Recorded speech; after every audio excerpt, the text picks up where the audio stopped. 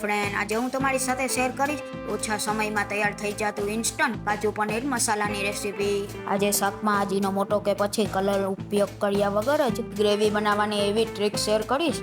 શાક એકદમ Punjabi style, creamy, મસાલેદાર અને ઢાબા સ્ટાઇલ જેવું ટેસ્ટી બનશે. સાથે બનાવવામાં ઓછો સમય લાગશે. કાજુ પનીર મસાલા શાક સાથે ખાવાની મજા આવે તેવું લચ્છા ઓનિયન સલાડ બનાવીશું. એકવાર આ રીતે પંજાબી શાક અને લચ્છા ઓનિયન સલાડ બનાવશો તો વારંવાર બનાવવાનું મન થશે. તો ચાલો રેસીપીને શરૂ કરીએ. નવી રેસીપી શીખવા માટે ydmomskitchen સબસ્ક્રાઇબ કરો અને બેલ આઇકન જરૂરથી દબાવો નવા વિડીયો સૌથી પહેલા જોવા માટે. એકદમ પંજાબી ઢાબા સ્ટાઇલ કાજુ પનીરનું શાક બનાવવા માટે પેનમાં 6 મોટી ચમચી જેટલું તેલ એડ કરી દઈએ. હવે તેમાં અડધી ચમચી જીરું એડ કરી તેને સારી રીતે કકડાવી લઈએ. હવે સૂકા મસાલામાં 1 નંગ તમાલપત્ર, 1 ઇંચ જેટલો તજના ટુકડો, 2 નંગ લવિંગ, સાથે 2 નંગ એલચી, 1 નંગ ચક્રફૂલ અને 5 થી 6 નંગ આખા મરીને એડ કરી દઈએ અને મસાલાને સારી રીતે સાતરી લઈએ. હવે મેં અહીંયા અડધા કપ જેટલી લસણની કળીને ઝીણી સુધારી લીધી છે. તેને એડ કરીને તેને સારી રીતે સાતરી લઈએ. તો અહીંયા આપણું લસણ સારી રીતે સતરાઈ ગયું છે. હવે મેં અહીંયા 1 કપ અને 7 મીડિયમ સાઇઝની ડુંગળીને ઝીણી સુધારી લીધી છે. તેને એડ કરીને ડુંગળીને સેજ ટ્રાન્સપરન્ટ થાય ત્યાં સુધી સાતરી લઈએ. ડુંગળીને સાતરતી વખતે ગેસની ફ્લેમ મીડિયમ ટુ હાઈ જ રાખવાની છે.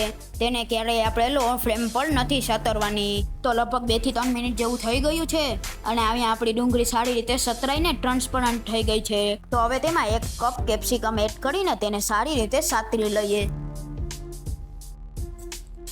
તો 2 મિનિટ પછી અહીંયા આપણા કેપ્સિકમ પર સારી રીતે સતરાઈ ગયા છે. હવે ગેસની ફ્લેમ લો કરી દઈએ અને મસાલામાં સ્વાદ પ્રમાણે મીઠું એડ કરી તેને સારી રીતે મિક્સ કરી લઈએ.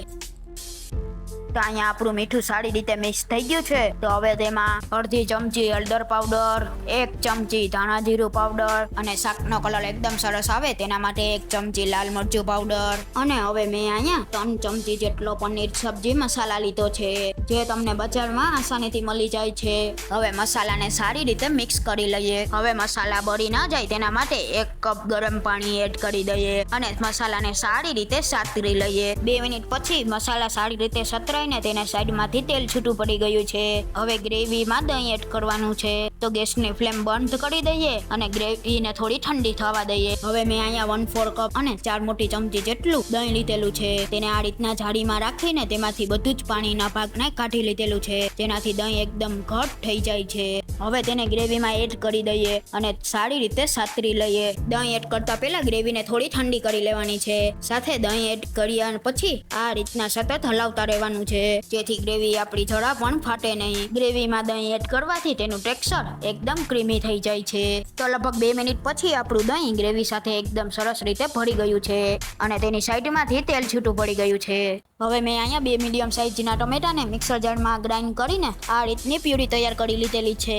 શાક ટમેટાની પ્યુરી અને ડુંગળીનું માપ સરખું રાખવાનું છે. ટમેટાની પ્યુરીને ગ્રેવી સાથે સારી રીતે મિક્સ કરી લઈએ. ટમેટાની પ્યુરી ફટાફટ કૂક થઈ જાય તેના માટે સ્વાદ પ્રમાણે મીઠું અને ખટાશ બેલેન્સ કરવા માટે અડધી ચમચી ખાંડ એડ કરી દઈએ અને સારી રીતે સાતરી લઈએ. તો આપણી ગ્રેવી કૂક થાય છે ત્યાં સુધીમાં શાકમાં એડ કરવાની વ્હાઈટ પેસ્ટ બનાવી લઈએ. તેના માટે અડધા કપ જેટલા પડેલા કાજુ લીધા છે. કાજુને પલાળવાથી તે સોફ્ટ થઈ જાય છે અને આસાનીથી પીસાઈ જાય છે. હવે 1/4 કપ જેટલું દૂધ એડ કરી દઈએ. પાણીની જગ્યાએ દૂધ એડ કરવાથી ગ્રેવીમાં ક્રીમી ટેક્સચર આવે છે. હવે બધી જ વસ્તુને કરી લઈએ. તો બધી જ વસ્તુ ગ્રાઇન્ડ થઈને આ રીતની પેસ્ટ તૈયાર થઈ ગઈ છે અને ગ્રેવીને જોઈએ તો ટમેટોની પ્યુરી કૂક થઈને તેની સાઈડમાંથી તેલ છૂટું પડી ગયું છે. આ સમયે તૈયાર કરેલી વ્હાઈટ પેસ્ટને એડ કરી દઈએ અને તેને સારી રીતે મિક્સ કરી દઈએ. મિક્સ કરીને સાતરી લઈએ. આ પેસ્ટમાં આપણે કાજુ એડ કરેલા છે એટલે ગ્રેવીને સતત હલાવતા રહેવાનું છે નહીતર તે પેનમાં તળિયે ચોટી જશે. તો વ્હાઈટ પેસ્ટ સાથે આપણી ગ્રેવી સતરાઈ ગઈ છે. હવે અડધા કપ જેટલા પાણીને મિક્સર જારમાં એડ કરી દઈએ અને તેમાંથી બધી પેસ્ટને રૂછીને સારી રીતે લઈ લઈએ અને તેને ગ્રેવીમાં એડ કરી દઈએ અને સારી રીતે મિક્સ કરી લઈએ.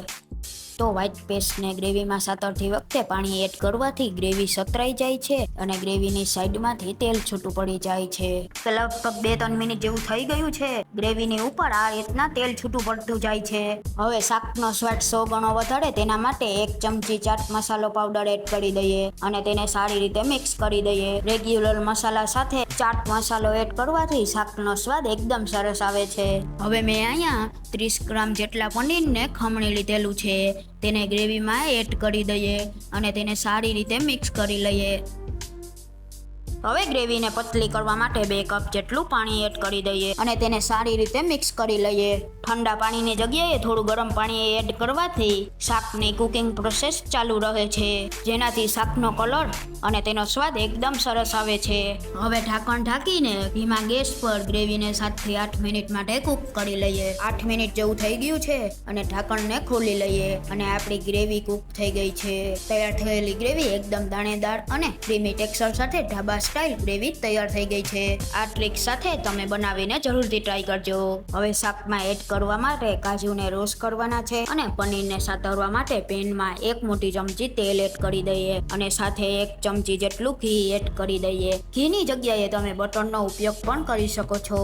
હવે 1 કપ કાજુને એડ કરી દઈએ અને કાજુને રોસ્ટ કરી લઈએ.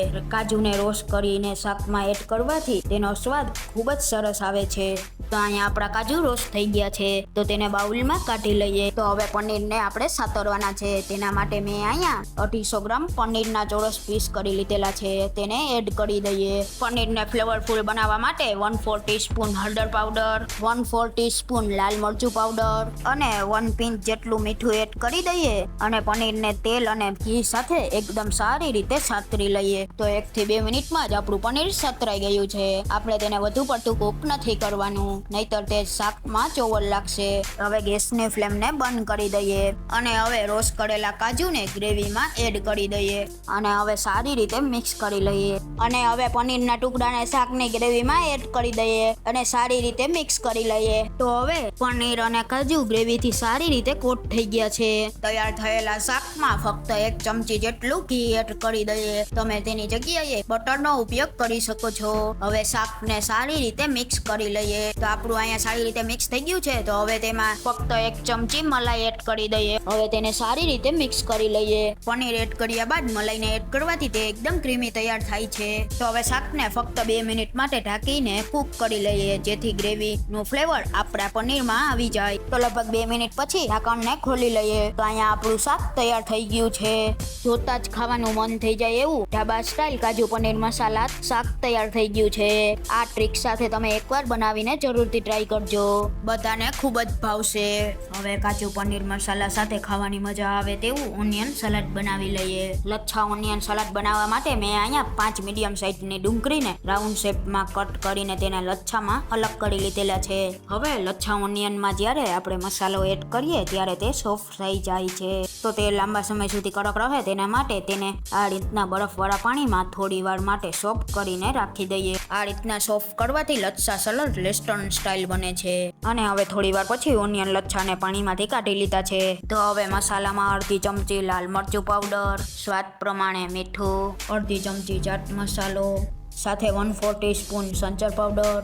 હવે 1 નંગ લીંબુનો રસ એડ કરીને બધી જ વસ્તુને સારી રીતે મિક્સ કરી લઈએ. મસાલા એકદમ સરસ રીતે ડુંગળીના લચ્છામાં કોટ થઈ ગયા છે. તો આપણું એકદમ ટેસ્ટી સલાડ તૈયાર થઈ ગયું છે. આ સલાડને આપણે રેસ્ટોરન્ટ સ્ટાઇલથી બનાવેલું છે. તો હવે તૈયાર થયેલા કાજુ પનીર મસાલા અને ઓનિયન સલાડને સર્વ કરી લઈએ. એકદમ ઢાબા સ્ટાઇલ કાજુ પનીર મસાલા તૈયાર થઈ ગયું છે. જો તમને કાજુ પનીર મસાલા અને લચ્છા ઓનિયન સલાડની રેસીપી ગમી હોય તો કમેન્ટ કરીને જરૂરથી કહેજો. સાથે અમારા વિડીયોને લાઈક અને ફ્રેન્ડ ફેમિલીમાં જરૂરથી શેર કરજો અને સબસ્ક્રાઇબ કરવાનું તો ભૂલતા જ નહીં.